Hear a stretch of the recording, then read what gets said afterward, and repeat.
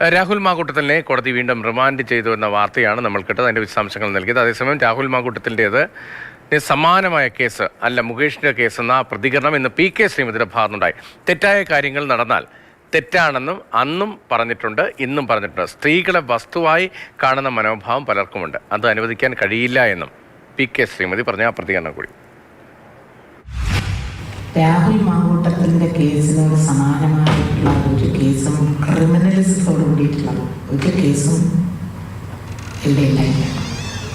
അതാദ്യം നമ്മൾ മനസ്സിലാക്കണം.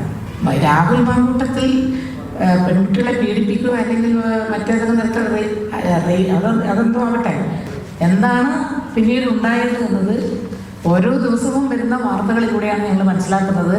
നമ്മളെന്നും ജീവിച്ചിരുന്ന കാലത്ത് ഇതിനു മുൻപും അങ്ങനെയൊന്നും ഒരു ജനപ്രതിനിധിയിൽ നിന്നും ഇതിനു മുൻപ് കേട്ടിട്ടില്ല. മറ്റ് സംഭവങ്ങളൊക്കെ എത്രയോ ഉണ്ടായിട്ടുണ്ട്. ആര് തന്നെയായാലും ഏറ്റവും അവസാനം ഉണ്ടായിട്ടുള്ള സംഭവമായാൽ പോലും ഞങ്ങളെല്ലാം അതിന് പ്രതികരിച്ചിട്ടുണ്ട്.